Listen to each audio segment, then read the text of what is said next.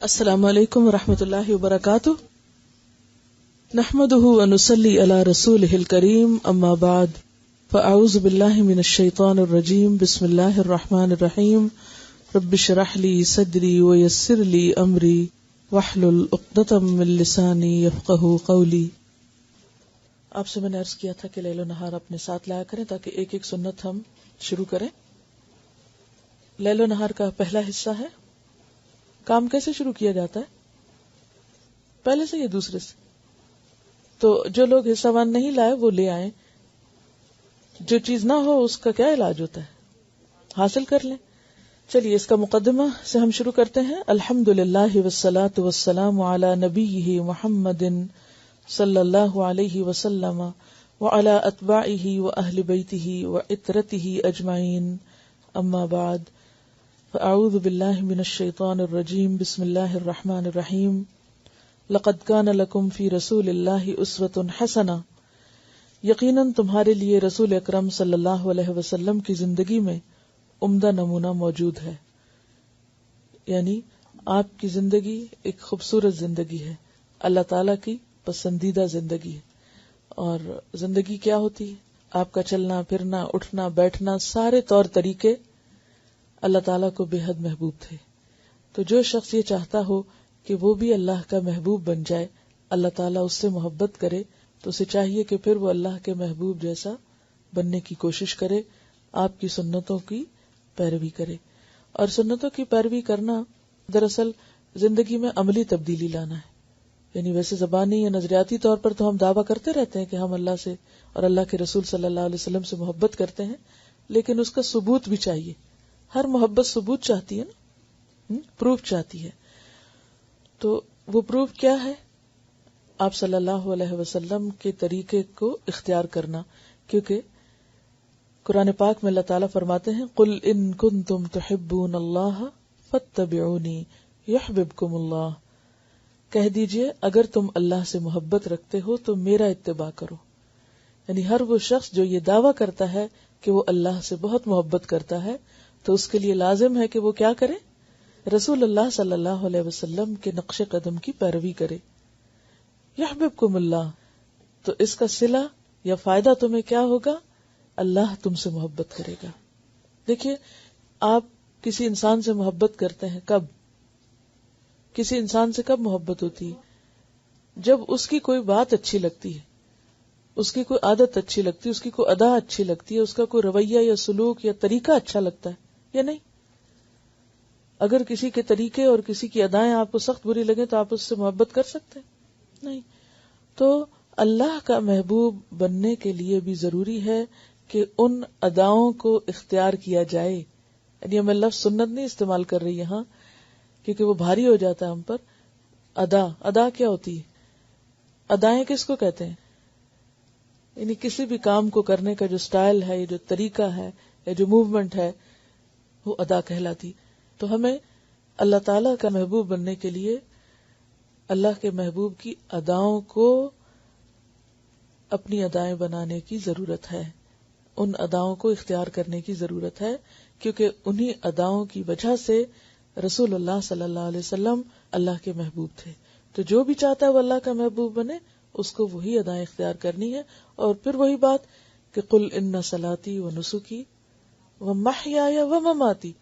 محیایا کیا ہے؟ آغاز زندگی ہے، اور مماتی کیا ہے؟ یعنی اختتام زندگی ہے۔ تو میری زندگی کا آغاز اور اختتام، چاہے وہ ہر روز کی حد تک ہو، یعنی اس کا ہر جز، یعنی ہر روز کا دن کیا ہے؟ آغاز اور انتہا۔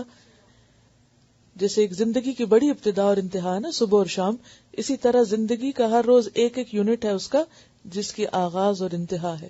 تو میری زندگی یا میرے دن کا آغاز اور میرے دن کا اختتام کس طرح ہو؟ اللہ کے پسندیدہ طریقے کے مطابق ہو، اور وہ طریقہ یقیناً نبی صلی اللہ علیہ وسلم کا طریقہ ہے۔ اس لیے ہمیں اپنی ذاتی زندگی میں، یعنی پرسنل لائف میں، اور انتہائی پرسنل لائف میں، گھریلو زندگی میں اور معاشرتی زندگی میں، ازدواجی زندگی میں، معیشت میں، معاشرت میں، تجارت میں، سیاست میں، ثقافت میں، ہر چیز میں انہی طریقوں کو اپنے سامنے رکھنے کی ضرورت ہے، اور ان کی یاد دہانی کی بھی۔ اور اس کے لیے ابتدا میں انہوں نے آپ صلی اللہ علیہ وسلم کی زندگی کے کچھ حالات رکھے ہیں، وہ میں ابھی چھوڑ رہی ہوں کیونکہ ہم ذرا تفصیل سے ان کو الگ طور پر پڑھیں گے انشاءاللہ. لیکن آج ہم ایک سنت کا آغاز کر لیتے ہیں. سب سے پہلی چیز جو ہے یا پہلی سنت جو ہے وہ نیند سے بیدار ہونے کے وقت کی سنت ہے، یعنی دن کے آغاز کی سنت، کہ آپ دن کا آغاز کیسے کریں گے، سونے کے بعد اٹھیں گے کیسے. اس میں پہلی بات، نیند سے اٹھتے ہی دونوں ہاتھوں سے چہرے اور آنکھوں کو ملیے تاکہ نیند کا خمار دور ہو جائے. آپ کا طریقہ یہی تھا، دونوں ہاتھوں سے چہرے اور آنکھوں کو کیسے ملیں گے؟ جیسے بچے ملتے ہیں، انگلیوں کے پوروں سے نہیں بلکہ مڈل سے. اب بچوں کا اگر کبھی چھوٹے بالکل انفینٹس جو ہوتے ہیں، اگر ان کو آپ دیکھیں انگلیاں یعنی ہاتھ ملتے چہرے پر، تو وہ پوروں سے نہیں ملیں گے. وہ کس سے کریں گے؟ اس طرح.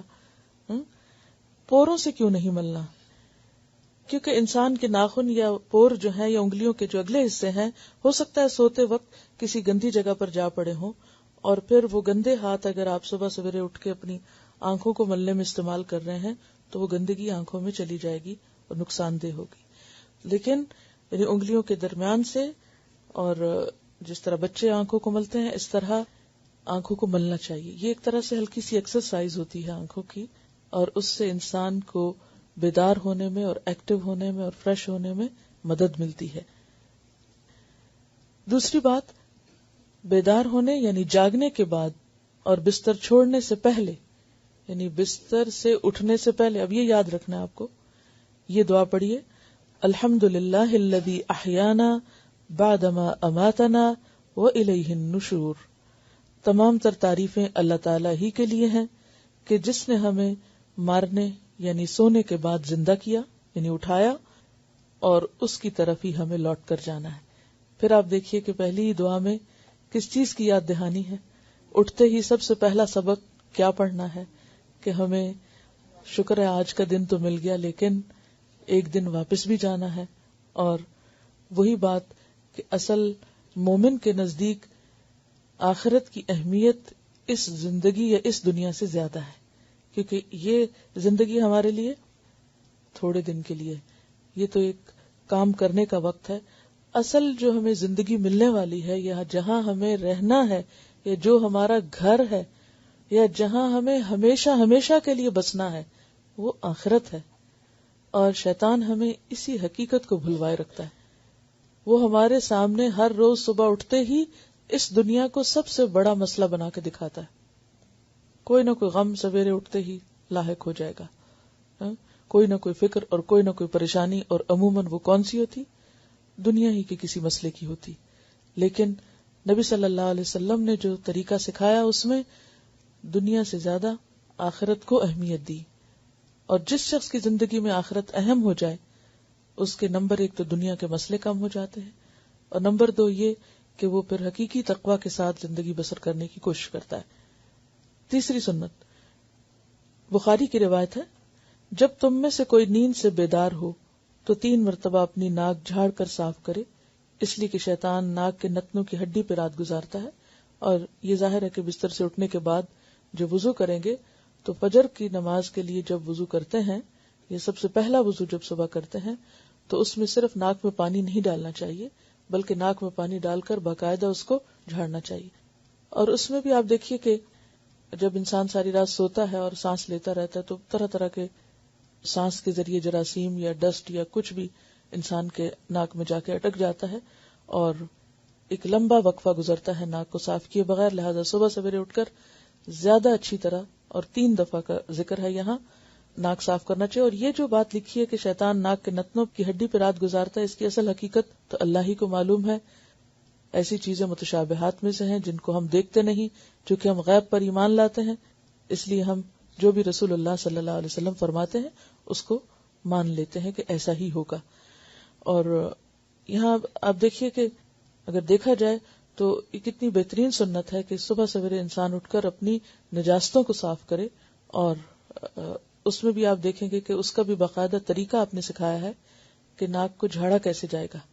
یعنی اکٹھے ایک ہی دفعہ میں آپ نہیں جھاڑیں گے، بلکہ وضاحت میں لکھا ہوا ہے کہ ایک نتنے کو ایک انگلی سے بند کریں اور پھر دوسرے نتنے سے ہوا زور سے باہر نکالیے. اسی طرح دوسرے نتنے سے بھی باہر ہوا نکالیے. 3 دفعہ ایسا کیجیے.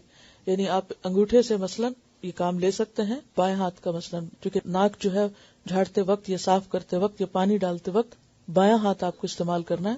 تو آپ پہلے کیا کریں گے, یہاں ایک طرف اپنے ناک کو بند کر لیں گے جس سے اس طرف سے ہوا نہیں نکل سکے گی, صرف ایک طرف سے ہوگی. اور اس میں جب آپ دیکھیں گے کہ جب صرف ایک طرف سے نکلتی ہے تو اس میں بہت پریشر کے ساتھ حتیٰ کہ پورا پیسج کھل جاتا ہے, کانوں تک کا اور اوپر تک, سائنسز وغیرہ ہر چیز کو یہ ہیلپ کرتا ہے. اور اسی طرح جب آپ دوسری طرف کے نتنے کو صاف کریں گے تو آپ اپنی شہادت کی انگلی سے دوسرے حصے کو پریس کر سکتے ہیں. آپ صلی اللہ علیہ وسلم جب نیند سے بیدار ہوتے تو اپنا منہ یعنی دانت مسواک سے خوب صاف کرتے تھے, کیونکہ ساری رات بیکٹیریاز کو خوب کام کرنے کا موقع ملتا ہے منہ کے اندر, اور اگر انسان پوری طرح صفائی نہیں کرتا دانتوں کی یا جرمز کل نہیں ہوتے تو وہ پھر کسی بھی خوراک کے ساتھ, حتیٰ کہ پانی بھی آپ پیتے ہیں تو اس کے ساتھ آپ کے جسم کے اندر دوبارہ واپس لوٹ جائیں گے, جو کئی طرح کی بیماریوں کا سبب بن سکتے ہیں.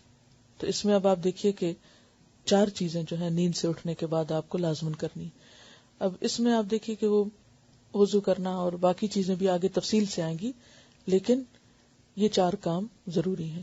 نمبر 1 آنکھوں کی ایکسرسائز یعنی آنکھیں مل کے اٹھنا. نمبر 2 دعا پڑھ کے اٹھنا. نمبر 3 خاص طور پر ناک کی صفائی اور منہ کی صفائی. ناک کی اور منہ کی صفائی صبح سویرے.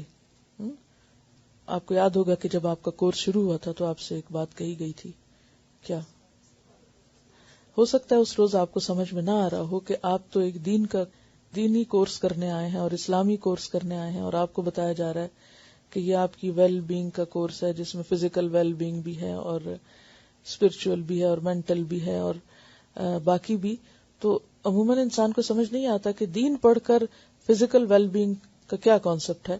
تو اس میں آپ نے ایک تو قرآن پاک میں بھی دیکھ لیا کہ حلالن طیبن کی بات ہے, سنت میں بھی آپ دیکھ لیجئے کہ سب سے پہلی چیز جس سے آپ کو آغاز کرایا جا رہا ہے وہ کیا ہے, پرسنل ہائیجین. پرسنل ہائیجین اور ان سب چیزوں کو کرنا باعث ثواب بتایا گیا ہے.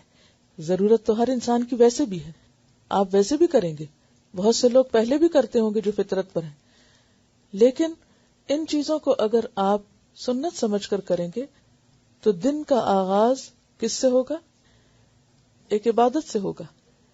یعنی وہ عمل جو آپ واش روم میں جا کے کر رہے ہیں وہ بھی اگر آپ صحیح طریقے پر کر رہے ہیں تو وہاں بھی آپ حالت عبادت ہی میں ہے. ایک طرح سے کہتے ہیں نا کہ مومن کی تو ساری زندگی عبادت ہوتی ہے اور ساری چیزوں کا اجر اس کو ملنے والا ہے. تو نیت کا درست ہونا اور دوسری بات یہ کہ طریقے کا درست ہونا. بلا من اسلم وجہہ للہ وہو محسن. تو وجہہ للہ میں کیا آتا ہے, نیت درست ہو. نیت میں کیا ہو کہ سنت کی اتباع ہے. اور محسن کیا ہے, کام کو خوبصورت طریقے سے کرنے والا, یعنی جس طرح اللہ کے رسول صلی اللہ علیہ وسلم نے کر کے سکھایا اور بتایا. یعنی کس طرح آپ صلی اللہ علیہ وسلم حریص تھے سب کی تربیت کے اور چھوٹے چھوٹے زندگی کے عام معاملات میں بھی تعلیم دینے کی. جس طرح آپ نے تعلیم دی اس طرح تو شاید مائیں بھی اپنے بچوں کو وہ تعلیم نہ دیتی ہوں گی یا باپ بھی اپنے بچوں کو وہ کچھ نہ سکھاتے ہوں گے. اسی لیے آپ کا ہم پر احسان بڑا ہے اور اسی لیے آپ کے لیے پھر ہمارے دل میں بھی محبت اور احترام ہونا چاہیے. اچھا, اس میں پھر چھوٹا سا آپ کا آپشنل ہوم ورک ہے, فرض کے درجے میں نہیں ہے لیکن آپشنل ہے, اور وہ کیا ہے کہ اگر کچھ لوگ ناک جھاڑنے کے اسلامی طریقے پر کچھ ریسرچ کر سکیں کہ اس طریقے پر ناک صاف کرنے میں جسمانی طور پر کیا فائدے ہیں, اور صبح سویرے خاص طور پر اس طریقے پر ناک صاف کرنا کیوں ضروری ہے, اور نہ کرنے کے کیا نقصان ہو سکتے ہیں اور کرنے کے فائدے کیا ہو سکتے ہیں, اور صبح سویرے دانت صاف کرنا یا منہ صاف کرنا, کیونکہ آگے آپ پڑھیں گے کہ آپ صلی اللہ علیہ وسلم کے جو دانت صاف یا صرف دانت نہیں بلکہ منہ صاف کرنے کا جو طریقہ تھا اس میں ٹنگ کلیننگ بھی آتی ہے, اس میں حلق کی صفائی بھی آتی ہے, اس میں دانتوں کی بھی آتی ہے, مسوڑوں کی, ہر چیز کی آ جاتی ہے. تو اس کا فائدہ کیا ہے, تو اس پر آپ کچھ تلاش کریں گے مزید.